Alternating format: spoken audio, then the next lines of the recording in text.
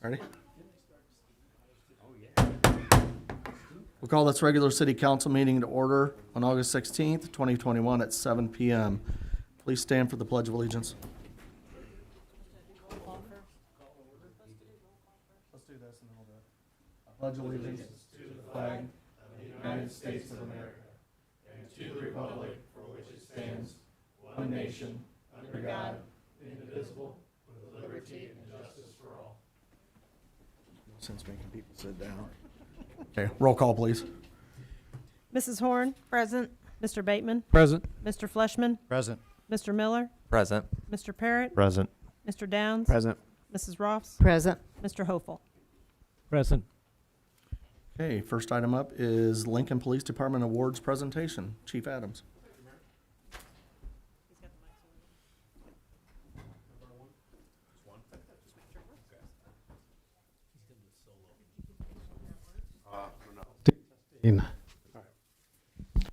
Okay, if I can get Tim Athebe Butterfield in here, please.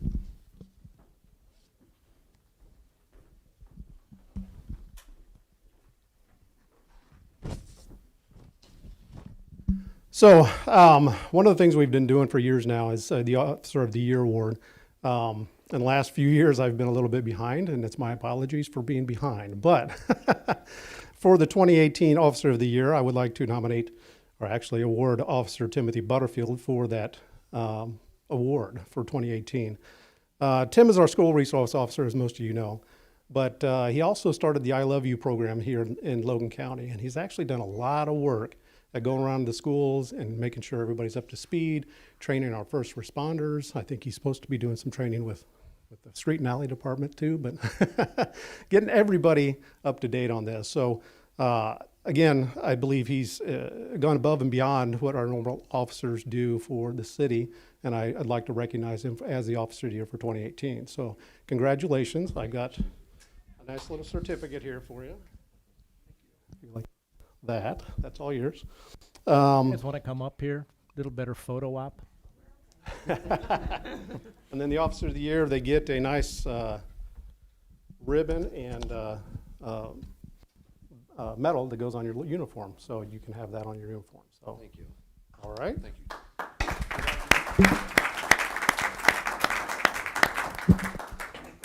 All right, thank you, sir.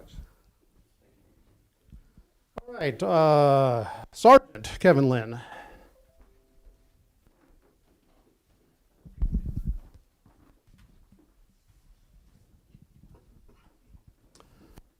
So, for the 2019, I'd like to award Sergeant Kevin Lynn as our Officer of the Year. Kevin Lynn is our patrol sergeant. He's on the night shift. And in 2019, he motivated his guys, and he actually did a really great job at driving under the influence for 2019.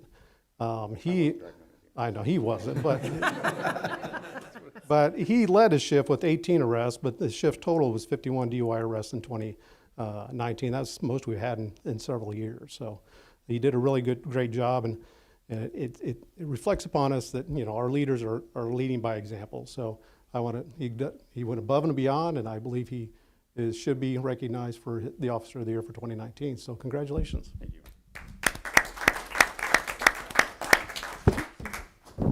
Too much stuff in my hand. There's the Officer of the Year. There you go, certificate, and you get a nice medal too. You see the medal? No. Nice ribbon and a medal for your, or pin for your uniform. Congratulations. Thank you.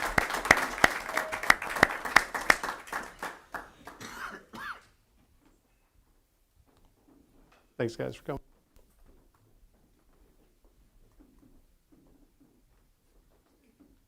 All right, Officer Ryan Sullivan, please.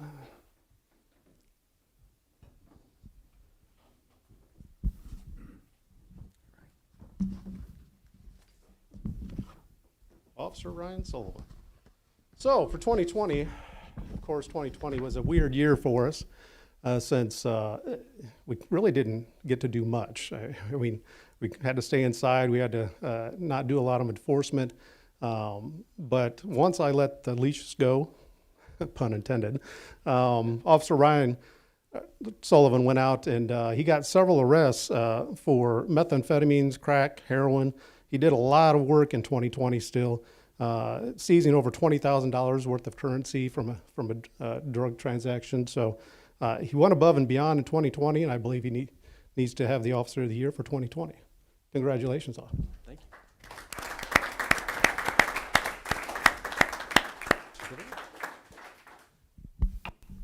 Did you get to see it too? No. Pin for your uniform and a medal. Thank you very much. Thank you. I'm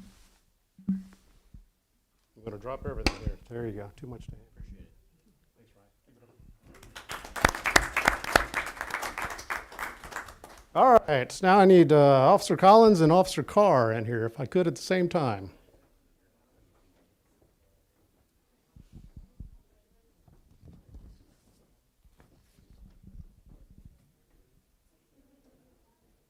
The Officer of the Year awards, those are tough ones to give out because all my guys do a really good job, and it's, you know, trying to pick out those little things that makes them go above and beyond is really difficult. But now we're going to get to a life-saving award. So back on May 7th, Sergeant Joe Meister told me about Officer Carr and Officer Collins' teamwork, essentially in saving a life. So they were dispatched to a call for service, and it was a reported heroin overdose. But not only did these guys take the time, work it out together, they spent 15 minutes almost doing CPR on this young man. So once the paramedics got there, the young man had a pulse. And if it wasn't for their hard work and taking the time and working it, you know, they traded back and forth doing the CPR until the paramedics got there. So they went above and beyond, and I believe they should be awarded for such. So they get the life-saving award from the police department for the great work on that save. So good job, guys. Thank you.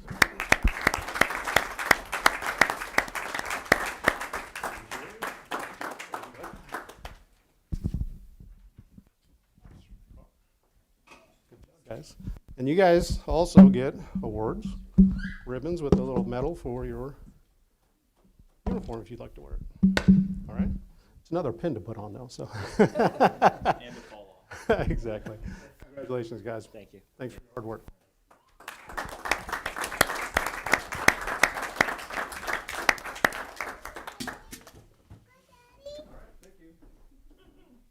Thank you, Chief.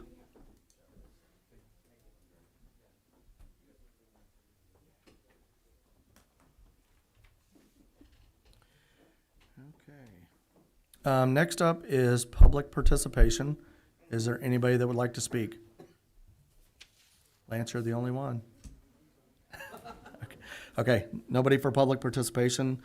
Next up is a consent agenda, which consists of payment of bills. Do I have a motion? Motion to approve consent agenda. Second. Alderman Fleshman made the motion. Alderman Parrott second. Discussion? Roll call, please. Mr. Parrott, Yes. Mr. Downs, Yes. Mrs. Ross, Yes. Mr. Hopeful, Yes. Mrs. Horn, Yes. Mr. Bateman, Yes. Mr. Fleshman, Yes. Mr. Miller. Yes. Okay, next up is item 7A, ordinance amending section 11-5-3 of the city code to zone recreational adult use cannabis dispensary as a C2 permitted business. So moved. Second. Alderman Hopeful made the motion. Alderman Bateman second. Discussion? Roll call, please. Mr. Bateman, Yes. Mr. Fleshman, Yes. Mr. Miller, Yes. Mr. Parrott, No. Mr. Downs, Yes. Mrs. Ross, No. Mr. Hopeful, Yes. Mrs. Horn. Yes. Okay, next item is 7B, ordinance authorizing real estate to go out to bid. So moved. Second. Alderman Hopeful made the motion. Alderwoman Rolfe second. Mr. Hoblet, did you want to speak on this one briefly? Yes. So this was the ordinance I was giving to the council last week, but was not on the agenda. Has been added to the agenda this coming time. I will note I have been informed recently that it should read lot 127 instead of 27 on the legal description. So I'll be submitting a corrected version come tomorrow, but I just want to make sure the council is aware of that. So I would accrue that to a scrivener's error. So other than that, this is an ordinance that would authorize this property to go out for bid for 3 successive weeks on each Saturday, 3 successive Saturdays. And as the ordinance indicates, the bids to be opened on the September 14th Cal meeting. Alderman Hopeful. Following last week's discussion, I did reach out to a few people that could give an idea of what the value of a vacant lot is in Lincoln. The minimum, I was told, was somewhere between $3,000 and $5,000 on up. So just food for thought. I don't know if it'll enter into the bids or not, but just an idea of what we're looking at. I have a question on the, putting the bid in the paper. We're opening it up on the 14th of the cow. How do we take bids up to that Friday before, or do we take it up to that day of the cow, or it doesn't say? Well, it is essentially states for 3 successive weeks. So I would take it from the date of the first publication, which would be the Saturday on the paper, and then on the last publication. But theoretically, Friday before. yeah, theoretically, you know, if they submit them up until the cow, you know, it's usually for 3 weeks exactly. So Any other discussion? Roll call, please. Mrs. Ross? Yes. Mr. Hopeful? Yes. Mrs. Horn? Yes. Mr. Bateman? Yes. Mr. Fleshman? Yes. Mr. Miller? Yes. Mr. Parrott? Yes. Mr. Downs? Yes. Okay, next item up is 8, and it is the approval of sidewalk bid 2021. Kenny Contractors in the amount not to exceed $135,500. So moved. Second. Alderman Hopeful made the motion. Alderwoman Horn second. Discussion? Alderman Hopeful. We only got one bid. This is a concern I've had since I was on the council back in 2015, that we have put ourselves in a situation that we had an allotment of $125,000 to do sidewalks, and we can't even get a bid close to that. And it's kind of a shame on us that our predecessors, those people who came before us, have driven out the competition. So now when Walt puts out a bid, he's somewhat limited as to what we can do. It's just a piece of commentary on the sad state of things as I see it around here. We need better competition. Alderman Bateman. I'll admit I haven't dug into this very much, but is there something, Walt, in the bid process that's keeping, I know of a half a dozen local concrete contractors? I mean, what? That's a good question. Why doesn't any of the locals bid?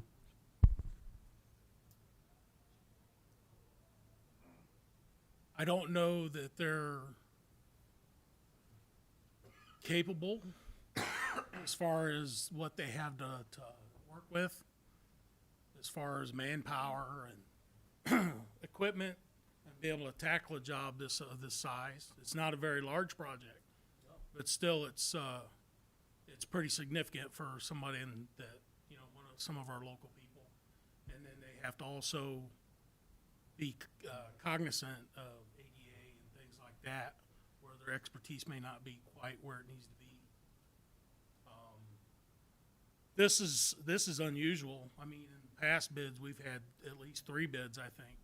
This is the first year that I've ever seen only 1 bid. And we only had 1 bid on our resurfacing too. So, and the resurfacing is a little different because it's kind of a specialized process, so there's not that many people that do that resurfacing application. I know there was at least 6 contractors that were in contact or contacted for this project itself. Kenny Contractors, who had submitted the bid, is a company that's done it in the past. But as far as the local contractors, I don't know that they have the resources to be able to complete it. Alderman Hopeful.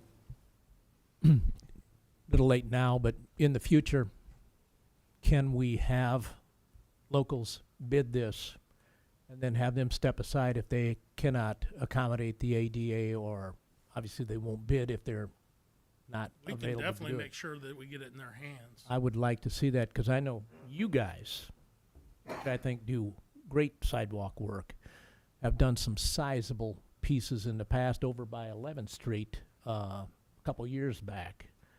So I would like to think locally we may have someone in there. And I would sure like to have that tax money spent here versus where it's going with Kenny, down to Raymond. Alderman Fleshman. Yeah, I know from talking with the paving contractor today for El Keely, one of their biggest hurdles right now is help. And I think that possibly this could be a byproduct of that. The workforce is just not there for contractors, and spreading themselves thin, trying to get too many jobs going with not enough time before winter is possibly one of the reasons why. And also, you talk to the contractors that are out there, they're all busy. I mean, they're 6-7 months out on their work. So, and our time frame is between now and November 1st. So we're not given a large time frame for a contractor to complete this work. Any other discussion? Alderwoman Rolfs. Do you think that means that we need to put the bids out earlier, if we can? Well, I think we're handcuffed there. I think we're getting the bids out as quick as we can. That, as far as that goes, you'd have to be willing to commit money because of our fiscal year.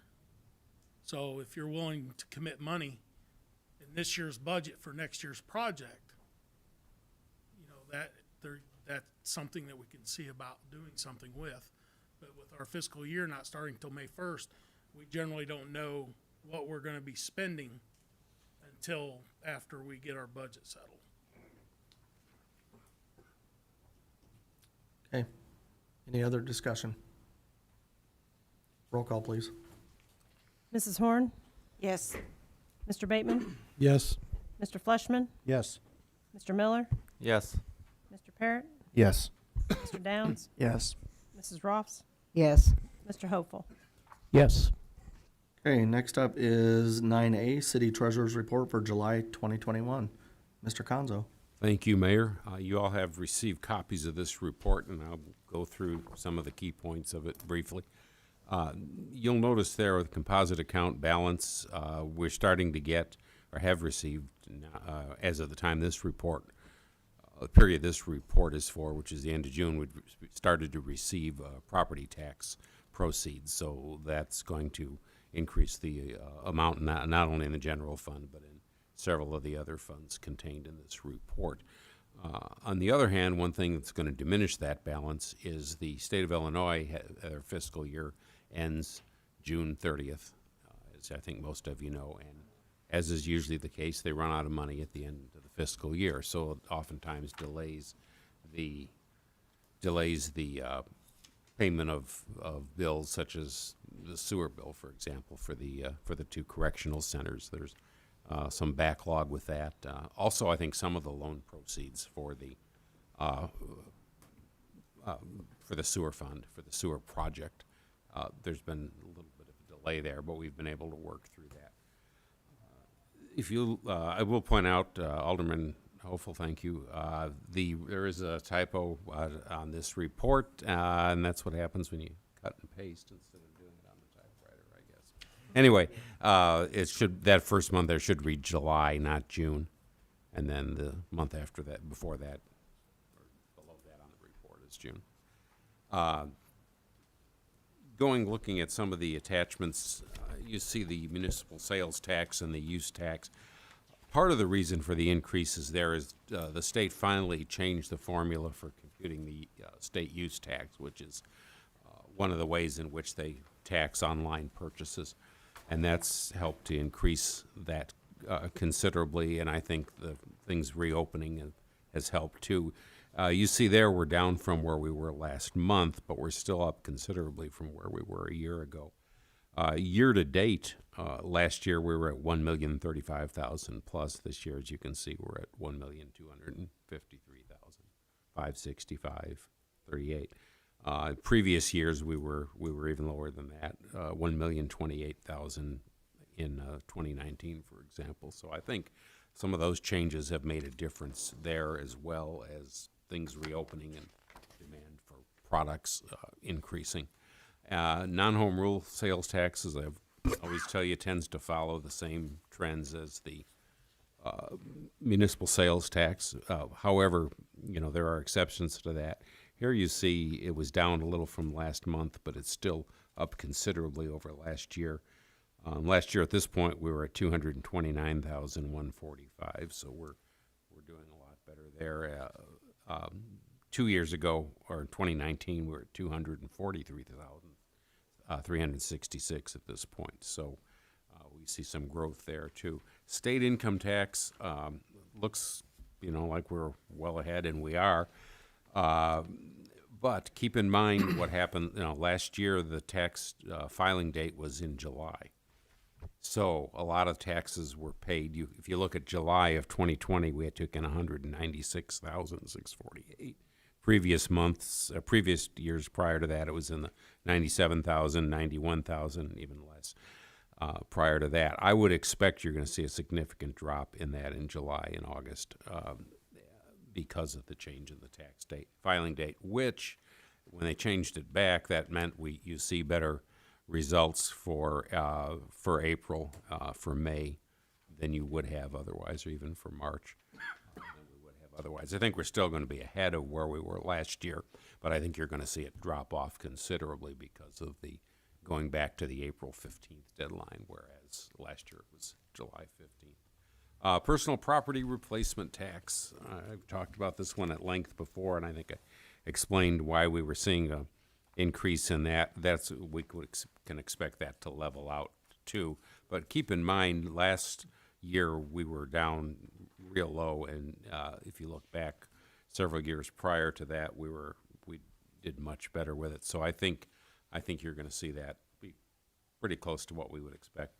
Motor fuel tax. This is an interesting one.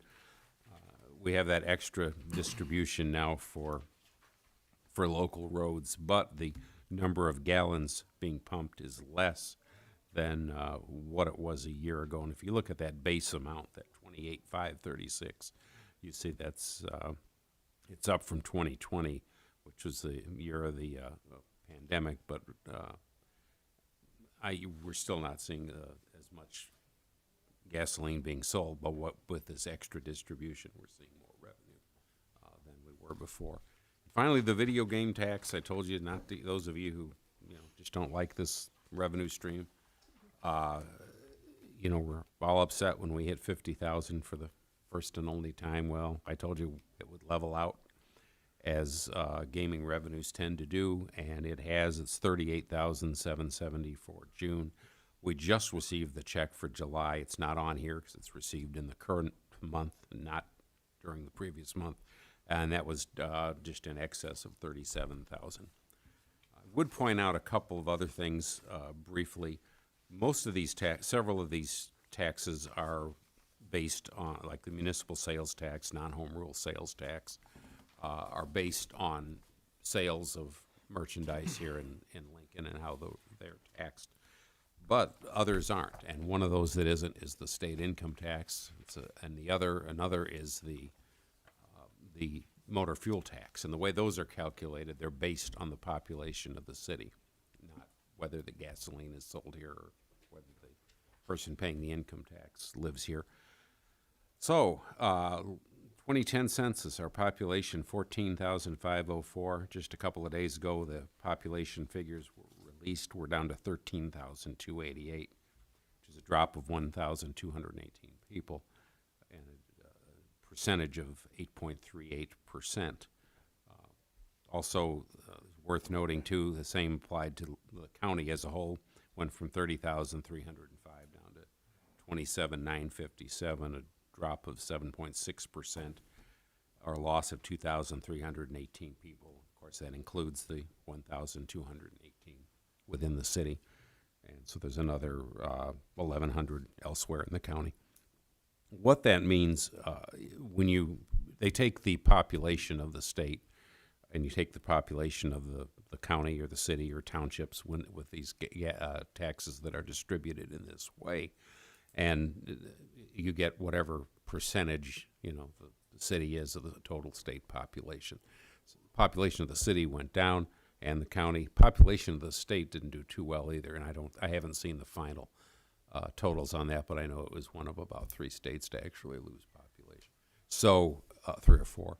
So that may offset to some extent the loss with this, but we're going to see this does have a negative impact on those sources of revenue. And I think that's just something to be aware of as we look to the future. And that's all I have, unless you have any questions. Alderman Hopel. Just a quick look at the video gaming tax, adding the 37,000 for July puts us at roughly 225,000. Do you suspect we could hit 400,000 tax revenue on that? I think it's possible. The other question I had is, based on the population, that includes all the prisoners in the 2 prisons also as part of our populace, correct? No, they are outside of the city limits. They're in the county or in the city? Yeah, they're in the county. Okay. We're all in the county. To be specific, but yes. They are outside, they are within the county, but outside of the city. And they can't play the video gaming machines, but. You don't know. We don't think so. We may get a request. Alderwoman Rolfs. Probably more than one. Speaking about the population, this was in the State Journal Register today, and it's the 2020 census. And it lists several counties, and it says that Logan County dropped by 7.65%. And I didn't know for sure if those figures that we have, you would think since this was census figures, we'd get the same figures, but That's what I said, 7.6%. 7.65. I said 7.6, but it could be 7.65, yes. Okay, but it didn't say in here what it just says county. It doesn't give the city. So, Oh, I see. Yeah, the city is 8.38. The city is 8. Right, and the figures for the city would also be included in the county. Right. Okay. That's what I was wondering, what the cities was versus. Yeah, the Well- city's 8. where did you get the 8.38? Because I've got the U.S. Census data up here. I got it from the municipal league site. Yeah. This on the U.S. Census.gov shows that the current population is, for this year, is down 7%. And what do they show as a population? 2010, it was 14,549. And in the population estimates, July 1st, 2019, 13,524. Yeah, but this is So- 2020, not 2019. The figures that I had. They need to update their site. then. Yeah. This is from, the municipal league sent this out just today, and they sent something out Friday too. And they show our population at 13,288, so. Yeah, it's Illinois, I know. But Well, and I was asked to speak probably on that article Ms. Rolfs has, and I had not even seen the numbers, and we could speculate as to why those numbers are the way they are, but it would just be guessing. And that's what I told the gentleman when I was speaking with him. it's not peculiar to Logan County or to Lincoln. This is most of the state of Illinois. We were 87 higher than most communities, though, unfortunately. But you're talking about 87 out of 102 counties, I think, or 85 out of 102 counties. Mr. Hopel. You have to keep in mind, we lost a major grocery store. Yep. We lost a bottle factory you're talking 300 to 400 jobs right there when you attach the families and stuff to it. Plus just the general losses overall is not an unexpected result. Some predicted lower numbers. Yeah, and I had made mention of that in that article. I also believe that just because I have children that are in this predicament, I think some of our youth is exploring other options outside of Illinois. I know one of my kids lives out of Illinois and one lives in Chicago. So, we hope they come back, but again, just speculation. So, and Chuck, I did see this. There was another line for 2020, and you're right, 13,288. So, Yeah, that's, and if you dig into it, and I don't want to beat this to death, but if you dig into it, you look throughout the central and the southern part of the state, and even the northwestern part of the state near the Iowa line, it's very similar, even though, some with greater loss than others, but it's like I said, 85 out of 102 counties. yeah. Okay. Any other questions for Mr. Conzo on the treasurer's report? Okay. Thank you, Mr. Conzo. Moving on to 9B, City Clerk's Report for July 2021. Ms. Bateman? In the month of July, the sewer department collected $414,564.66, which both prisons paid, which was in that total. Theirs was $33,778.04. And I did talk with the girls today, and Logan prison is still roughly 6 months out, which we've been carrying that 6 month for a long time.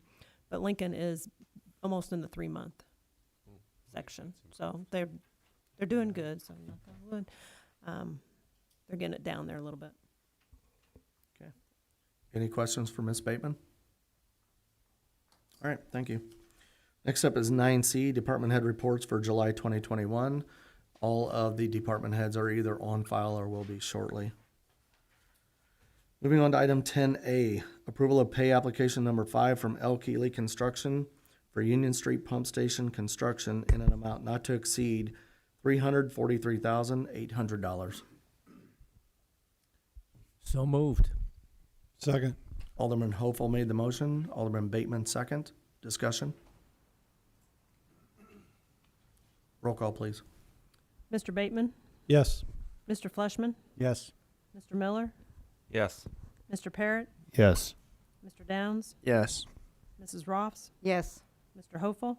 Yes. Mrs. Horn? Yes.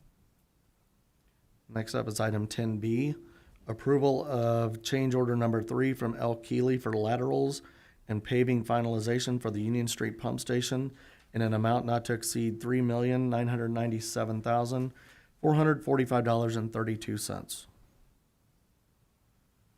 So moved. Second. Alderman Hopeful made the motion. Alderman Downs second. Discussion? Alderman Fleshman. Yes, I'd like to amend the motion to say that the dollar amount reflect $261,267.32. Second. Okay, Alderman Fleshman made the amended motion. Alderman Hopeful second. Discussion? Could he repeat that figure again, please? $261,267.32. And can you explain why you're making this amendment? Yes, Fleshman? the dollar amount that's in on the agenda is the dollar amount for the total job. The amended dollar amount is for laterals and paving. Okay, discussion? Okay, roll call on the amended motion. Mr. Hopeful? Yes. Mrs. Horn? Yes. Mr. Bateman? Yes. Mr. Fleshman? Yes. Mr. Miller? Yes. Mr. Parrott? Yes. Mr. Downs? Yes. Mrs. Ross? Yes. Okay, and now roll call on the motion as amended. Mr. Downs? Yes. Mrs. Ross? Yes. Mr. Hopeful? Yes. Mrs. Horn? Yes. Mr. Bateman? Yes. Mr. Fleshman? Yes. Mr. Miller? Yes. Mr. Parrott? Yes. Item number 10C, approval of pay application number 12 from Plocker Construction for CSO improvements in an amount not to exceed $893,753.07. So moved. Second. Alderman Hopel made the motion, Alderwoman Horn second. Discussion? Roll call, please. Mrs. Horn, Yes. Mr. Bateman, Yes. Mr. Fleshman, Yes. Mr. Miller, Yes. Mr. Parrott, Yes. Mr. Downs, Yes. Mrs. Ross, Yes. Mr. Hopel. Yes. Item 10D, approval of work directive change order number 2 from Blocker Construction for duct bank reroute for the CSO project in an amount not to exceed $58,726. So move. Second. Alderwoman Ross made the motion, Alderman Hopel second. Discussion? Roll call, please. Mr. Hopel, Yes. Mrs. Horn, Yes. Mr. Bateman, Yes. Mr. Fleshman, Yes. Mr. Miller, Yes. Mr. Parrott, Yes. Mr. Downs, Yes. Mrs. Ross. Yes. Item 10E, approval of amendment number 2 from Crawford Murphy and Tilly Engineering Services for CSO improvement construction in an increased amount of $65,000 with a total amount not to exceed $510,000. Motion to approve. Second. Alderman Fleshman made the motion, Alderman Hopel second. Discussion? Roll call, please. Mr. Hopel, Yes. Mrs. Horn, Yes. Mr. Bateman, Yes. Mr. Fleshman, Yes. Mr. Miller, Yes. Mr. Parrott, Yes. Mr. Downs, Yes. Mrs. Ross. Yes. Next up is 10F, approval of request to hire an additional police officer to fill a vacancy created by the retirement of a current police officer. So move. Second. Alderwoman Ross made the motion, Alderwoman Horn second. Discussion? Roll call, please. Mrs. Horn, Yes. Mr. Bateman, Yes. Mr. Fleshman, Yes. Mr. Miller, Yes. Mr. Parrott, Yes. Mr. Downs, Yes. Mrs. Ross, Yes. Mr. Hopel. Yes. Next item is 10G, approval of authorization to purchase a 2022 dump truck and snowplow from JX Enterprises Incorporated at an additional cost of $1,000 with a total cost not to exceed $164,405. So moved. Second. Alderman Parrott made the motion, Alderman Fleshman second. Alderman Downs. Well, could you explain what the extra $1,000 was for again? I know you did last week, but I don't remember what it was. Before we could get the sales contract taken care of, the manufacturer came across with a $1,000 surcharge, basically due to increase for component costs and things like that. Thank you. Any other discussion? Roll call, please. Mr. Fleshman, Yes. Mr. Miller, Yes. Mr. Parrott, Yes. Mr. Downs, Yes. Mrs. Ross, Yes. Mr. Hopel, Yes. Mrs. Horn, Yes. Mr. Bateman. Yes. Okay, announcements. I've got a couple for you. First is an event on September 13th, 14th, and 15th from 9 a.m. to 7 p.m. at the American Legion. They will be displaying a Tomb of the Unknown Soldier replica. It is a 50% replica of the monument that's at Arlington Cemetery in Virginia. And it is sponsored by the Abraham Lincoln Daughters of the American Revolution and the American Legion number 263. It's free admission, so if you're available and interested, that event will be on those dates, and I'll remind you again as we get closer. The other two items I have is good stuff. Today is Alderwoman Horn's birthday. So happy birthday to Kathy. And the second one is to Alderman Miller. I want to say congratulations on the birth of your son AJ to you and Abby. Thank you. You're welcome. Okay, those are the only announcements I have. Does anybody have an announcement? Mr. Conzo. Yes, thank you, Mayor. Just one more. This is the annual fundraiser for the Humane Society of Logan County. It's Pints for Paws was discontinued last year due to COVID, but had been around for several years before that, and it's back for 2021. Spirited Republic, Thursday, August 19th, which is this Thursday, beginning at 5 o'clock. Great fundraiser. Any other announcements? Alderman Hopeful.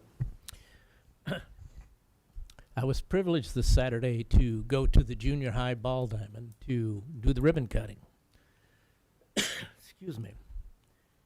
If you haven't been by to see it, it is one of the coolest things I've seen, especially when you think of these young people getting to play on something that is artificial turf. I mean, it is really neat. Very impressive. To me, it really sticks out for the city. It opens up a lot of avenues for tourism and for people to come visit the city. They're hoping to do a lot of tournaments, and I talked to a lot of the people closer to my age that told me about back in the day when that was a central location for all kinds of baseball, from t-ball to all the way up to fast pitch softball.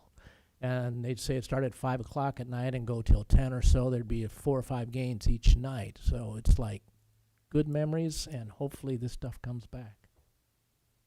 Alderman Parrott. Maybe Walt was going to mention it, but I just want to give a big shout out to Union Street, Keeley, and getting that paved. I know there was some residents that weren't too pleased with a lot of the dust, and so appreciate all the work that they've done here recently and trying to get that again where it's drivable and it's not going to cause problems and a bunch of dust and so forth. So thank you. Mr. Landers. Yes, just want to make everyone aware of a couple road closures starting tomorrow. Starting tomorrow morning, the 600 block of 4th Street between State and College will be closed for a contractor to do a sewer repair.